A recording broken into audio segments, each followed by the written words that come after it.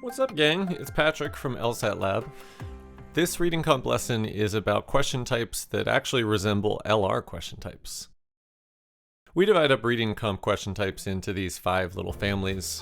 You got the big picture questions, the author's intent, the questions that test you on what's stated versus testing you on what's implied, and then ones that sort of go beyond the passage. The LR question types are found everywhere. You got principal questions that really feel like necessary assumption. You've got strengthen and weaken and evaluate, just like we see in LR. There's a question type called add to passage that's kind of like logical completion in LR. We'll occasionally see a must be false or a method question. To put this into context, these are very rare. There's only like 28 method questions, 4 must be false. That's nothing compared to major question types like main point, locate, detail. You guys ready for dinner? Have you guys washed your hands? Yeah. What are we having? Please say it's not Dad's stew. Who wants pancakes for dinner? Yeah. Breakfast for dinner?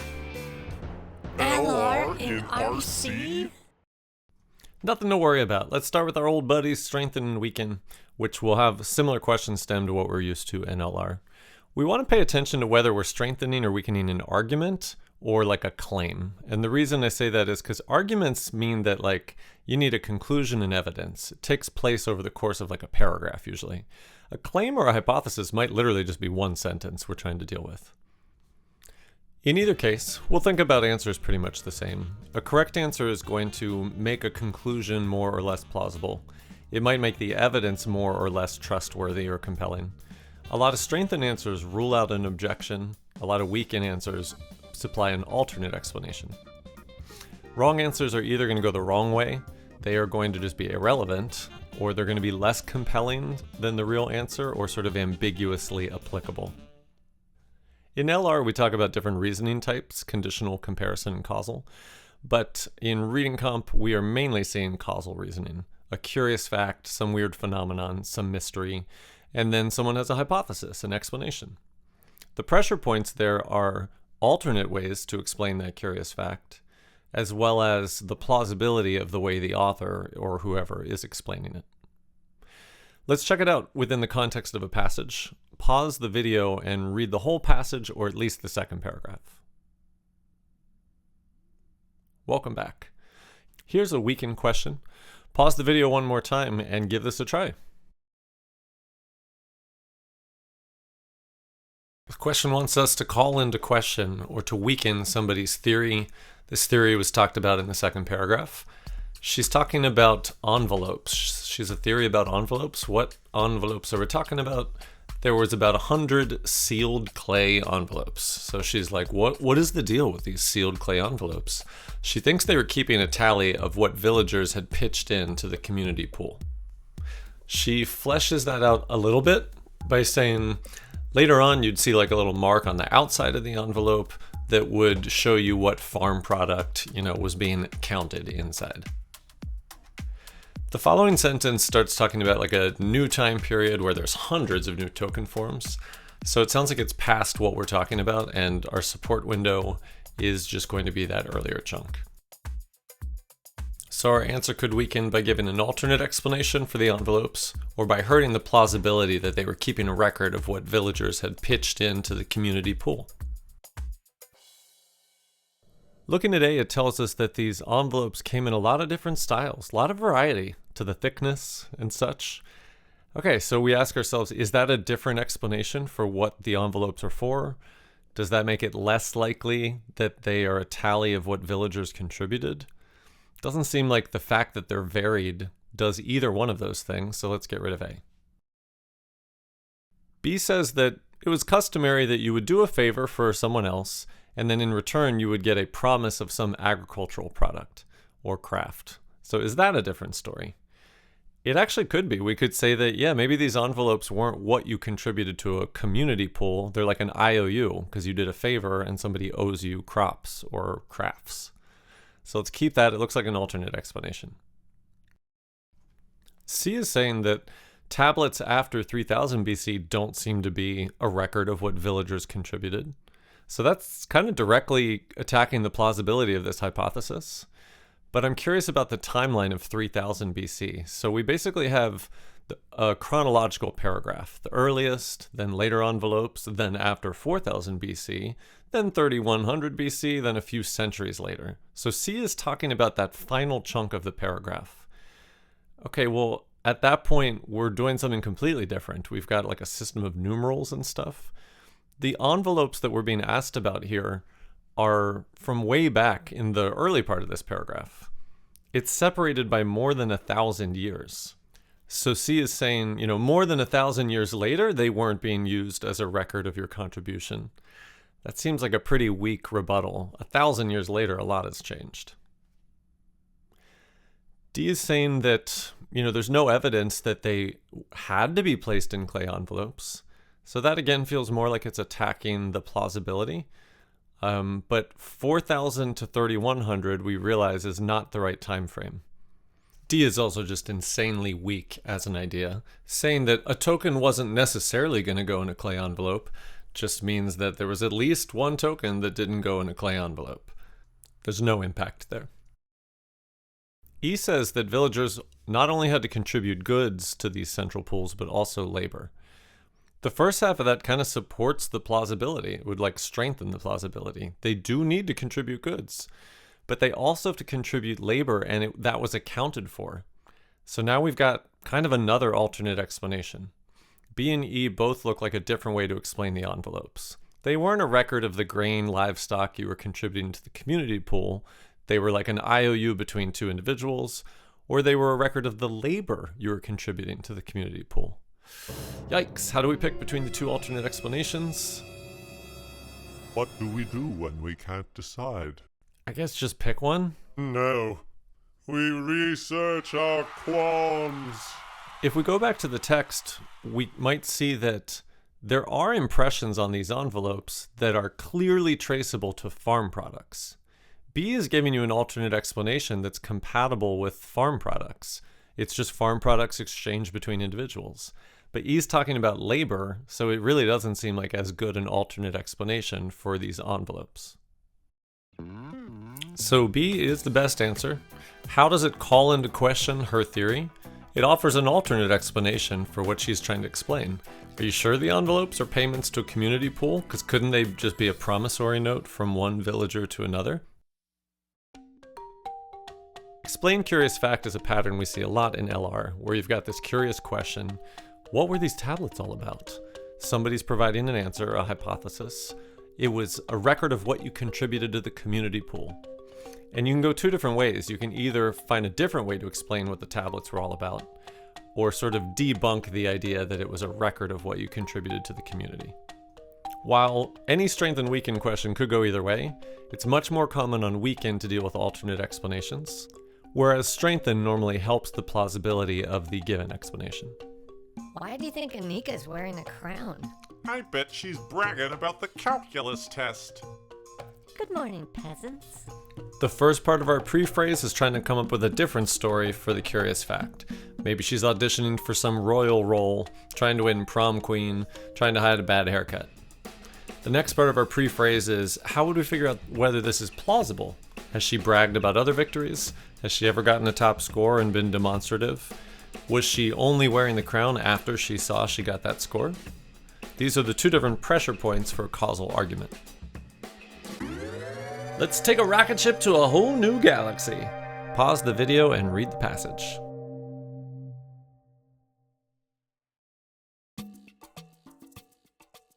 We're looking at a question here that is a strengthened question. And because it's saying which, if true, does the most, we want new ideas, we want strong ideas. The keywords in the question stem are the conclusions that Melina and Rowland have about long-term effects of CFCs in the stratosphere.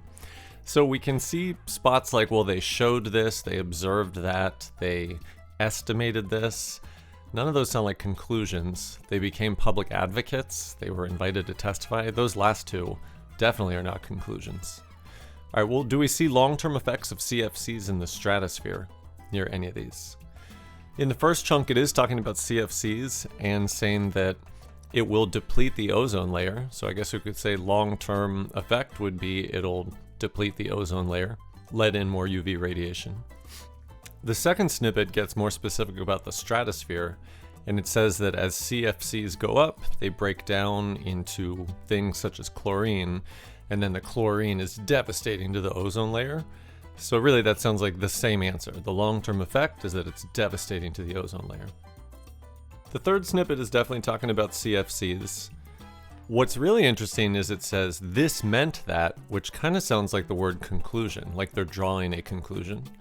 So they're concluding that given what's accumulated there, the depletion of the ozone layer will continue for years, if not decades. All right, so we're getting the same answer 3 times over, just slightly different each time. We know that it long-term will destroy the ozone layer because it's going to add chlorine. It'll diminish the UV shield for years, decades to come. Pause the video and try to pick an answer.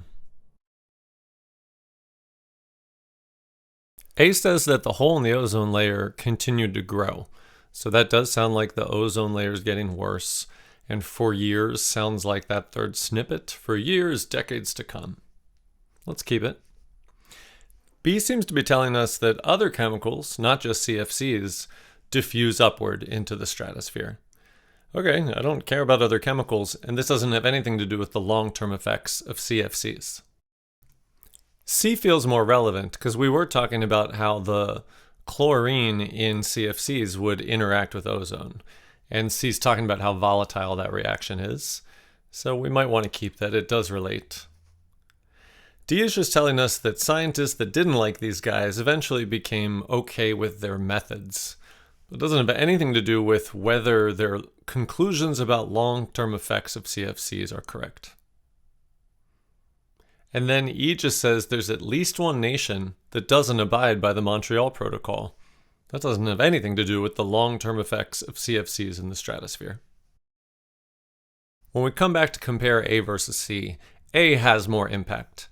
Molina and Rowland made this prediction that even if we ceased using CFCs immediately, the hole would continue growing for years or decades, and A confirms that. C doesn't really have impact because we already know chlorine reacts violently with ozone. They told us it kills 100,000 molecules. So the fact that, oh, it's more violent than other chemicals, we really already knew that. It doesn't speak to long-term effects. It turns out that the best keyword match for conclusion was this meant that. And A is confirming the prediction they make in that sentence that the ozone hole in Antarctica is going to keep getting worse.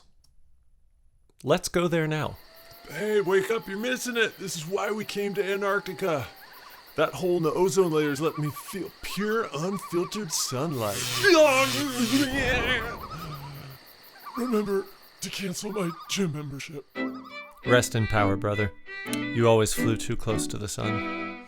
All right, pause the video and give this passage a read.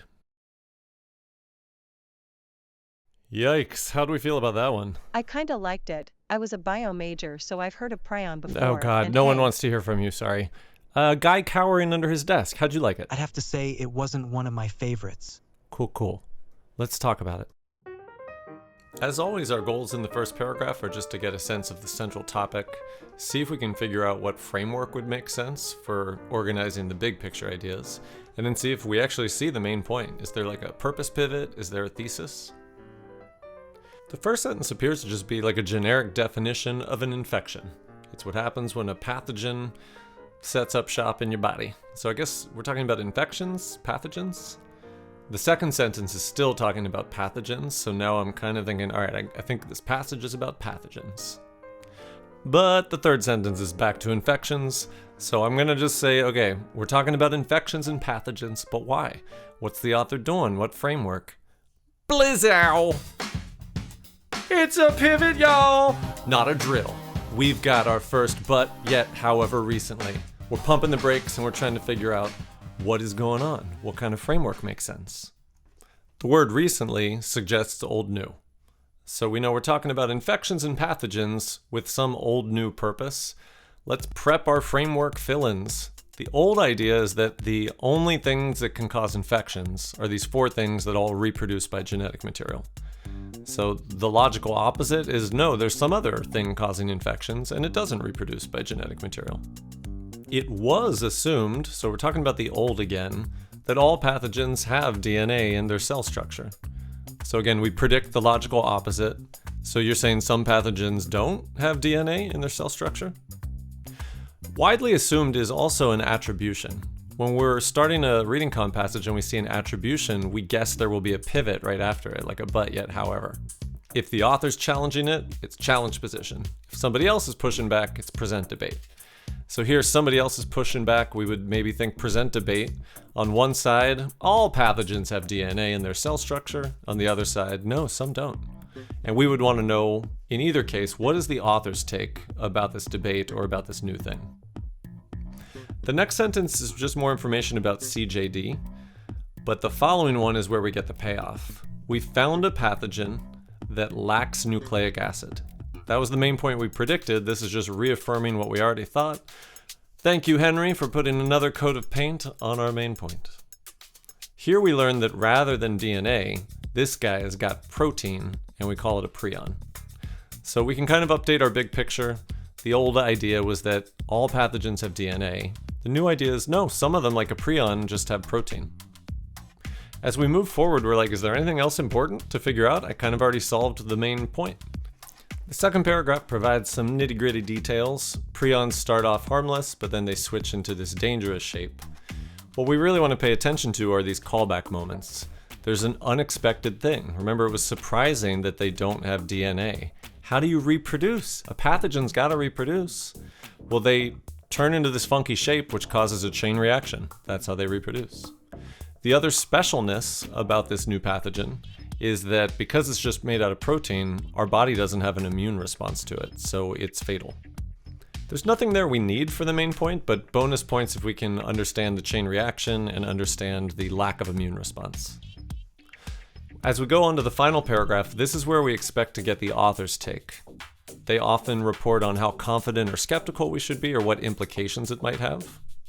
And this first sentence is dealing right away with the idea of like, people were skeptical of this, but now we're pretty confident. Subsequent research has borne it out. And then it does move into implications. It's saying we think something similar might be going on in these other diseases, so hey, maybe this would help with those. But the author pumps the brakes. It's too soon to say. We're not there yet. So what was the main point? Prions are like a special kind of pathogen because they don't have DNA, they're just made out of proteins. That was great! Does that mean you're my girlfriend now? I'll take that as a maybe. Dear women, I'm sorry. Sincerely, men. All right, we are doing an evaluate question. Pause and give it a try. Evaluate is funky because it means that the answer choices are actually all questions. Has this? Does it? Has it? Does it? The answers are questions? Pancakes for dinner all over again. In LR, we think our reading goal is find the conclusion, find the evidence. And then when it comes to pre-phrasing, it's like weaken. Well, how could you still argue the anti-conclusion? When you're looking at the answers, you're trying to find a question that could be answered in a way that would weaken. And the opposite answer should strengthen. However, in this case, find the conclusion, find the evidence doesn't seem to make any sense. They're really giving us a very specific task. They're saying pretend that CJD is caused by prions. And so what would help you conclude someone does or doesn't have CJD? So you use what we know about prions and the answer choice to make a diagnosis. Okay, well, what do we know about prions causing CJD? From our main point, we know prions don't have genetic material, they're protein. We might remember that process where they go from harmless to harmful and start a chain reaction. If we were going to do some research, we would probably look in the nitty-gritty second paragraph. It produces this plaque, this thready plaque in the brain. We know the body doesn't produce an immune system response. We know that it's inevitably fatal, although there's a lot of variety in how quickly or slowly you progress. So who knows what the answer will do, but it'll connect to something we know about prions, presumably. A is saying, well, what if we found out the patient had a severe blow to the head? Well, that could be an alternate reason for having cognitive problems, but it wouldn't be CJD because it's not related to prions. Similarly, insomnia could cause mental problems, but like that has no connection to prions. C is talking about radiation messing up your DNA, but that's unrelated to prions because they're not made of DNA. D is talking about whether a relative had a brain disease, but that wouldn't be related to prions because they're not hereditary, there's no DNA. E is talking about an abnormal thread-like structure in your brain. Hell yeah, that's our brain plaque, y'all. We read that prions form this cascade of plaque, thread-like structures. That sounds like a symptom. If you have thready plaque, then you got prions in there, and so it is CJD. So E is our correct answer.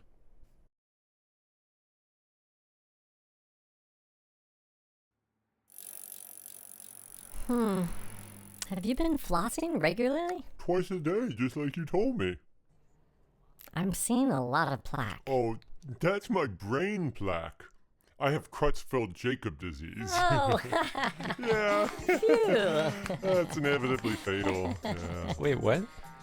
Okay, we're gonna try a must be false question, which is pretty freaky. In LR, these are very rare as well. Let's review what we know about it from LR. We are reading facts, and we're basically looking for conditional claims or inferences you could make by combining facts, because the correct answer contradicts the conditional or contradicts that inference. When you evaluate an answer, you're like, could I prove the opposite is true? For example, if the answer said some teachers are smart, we'd be like, can I prove from this paragraph that no teachers are smart? All right, when we adapt that to RC, we're not going to be finding conditionals or reading the whole passage looking for inferences. So let's see if there's a support window. This talks about pathogen and the prion theory of infection, but if you look for pathogen or prion, it's everywhere. So we better just head straight to the answers. Go ahead and pause this and give it a try. We can ask ourselves with each answer, could I prove the negation? For A, can I prove that there's at least one thing without nucleic acid that is a pathogen? For B, can I prove that prions aren't a new pathogen? Either they're not a pathogen or they're not new. With C, could I prove there's at least one pathogen that doesn't cause infection? With D, could I prove that pathogens don't contribute in any manner to CJD? With E, could I prove that there are no other pathogens besides these four? Well, a lot of this centers around, like, is a prion a pathogen? We might forget whether it's technically called that. If we look that up, we see that yes, indeed, it is saying to us that they discovered prion, a new type of pathogen. Well, that means that E must be true. There are other pathogens besides those four. A prion is one. We know also that B is wrong because it's new. It's a new pathogen. We also know that D is wrong because they're telling us that there is a pathogen responsible for CJD. When it comes to the remaining answers, it looks like A is the stronger one because it seems to go against the main point. We know there's something that lacks nucleic acid but is a pathogen. It's called freaking prions. Meanwhile, with C, we don't have any way to prove some pathogens don't cause infection. Maybe it's true, maybe it's not, but in order for us to pick an answer, we got to be able to prove the opposite must be true. And in that case, it was the main point that actually contradicted our answer. Bye-bye must be false, see you never. We're going to try another weaken question. This time we're trying to weaken a claim, and it's actually a claim from the passage that prions cause CJD. So I don't know what to predict. Let's just think to ourselves, we need to argue that prions don't cause CJD based on our answer choice. Pause and give it a try. A tells us that CJD has some symptoms in common with a viral infection. Are prions a viral infection? No, that's one of the other four categories. Okay, so if CJD is caused by a virus, we could say it's not caused by prions. Is A saying it's caused by a virus? If you share several symptoms with a virus, does that mean you're caused by a virus? No, but let's keep it for now. B is saying that no neurological disease, which includes CJD, is designed to block that prion chain reaction. So if there's no therapy designed for it, does that mean it's not caused by prions? I don't know, it sounded like it was a new discovery that prions even exist. So I don't think we have an effective therapy yet, but I don't think that means it's because it's not caused by prions. C sort of strengthens because we're saying we've linked prions to other degenerative conditions like CJD. But it also kind of weakens because CJD does affect the brain or the central nervous system. And so it's saying it's also been linked to conditions that in a sense aren't like CJD. So on one hand, it strengthens because it's linked to something that is similar to CJD, but also linked to something that isn't. That's too wishy-washy to me. I can't imagine that's going to be our correct answer. D is talking about a hereditary predisposition. Hereditary means it's passed through your genes, through your DNA. But prions don't have DNA, so we actually wouldn't expect prions to have any hereditary connection. This might even strengthen. E says that an antibacterial drug is working at reversing CJD. Are prions bacterial? No, that's one of the other 4 types of pathogens. So if we could say that CJD is caused by bacteria, then we can say it's not caused by prions.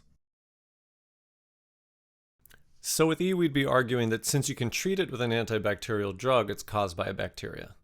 With A, we were trying to argue that if it shares several symptoms with a virus, it's caused by a virus. Which of those is a stronger connection? Maybe we should ask ourselves, what are the symptoms of CJD? It's stuff like impaired muscle control, memory problems, mental clarity problems, insomnia. I feel like that could be the symptoms of a ton of different conditions. So the fact that CJD has some symptoms in common with the virus doesn't really mean it's caused by a virus. But if you can treat it with an antibacterial drug, it sounds like bacteria is at the root of the problem. So E is the correct answer. As we look at these answers, we wanted to hear about prions and CJD. There were 3 of them that just mentioned CJD and didn't mention prions. One of them that just mentioned prions with no CJD, and then C mentioned both. What we did for the other answers is we took one of the terms there and we translated into its relevance. What does viral infection or hereditary or antibacterial have to do with prions? With B, we were like, well, what does neurological diseases have to do with CJD? With strengthen and weaken, you have to ask yourself a lot of questions and do research to figure out whether an answer choice does have any impact. It's a triumph! The student has made it through most of the lesson. How did it feel when you found out you still need to read one more passage? Suck it up, Buttercup. You got this. All right, pause the video and once again, behold the magic of reading. All right, so these Marcusians are saying that when we watch commercials, we see them pair a real thing like the need for love with a false need, like a quarter pounder with cheese. And now having been brainwashed, we're like, that quarter pounder with cheese is my ticket to love. The author has 2 problems with this. He was like, you guys act like we know the difference between real needs and fake needs, but we're all brainwashed, so we don't know what we're looking at anymore. More importantly, he doesn't think that we're that big a sucker. He thinks we see the commercial, we ask for the cheeseburger, but we know that the cheeseburger's not actually going to give us the love and fulfillment of marriage. All right, let's pause and try this question. In LR, logical completion is a name we have for the fill-in-the-blank questions.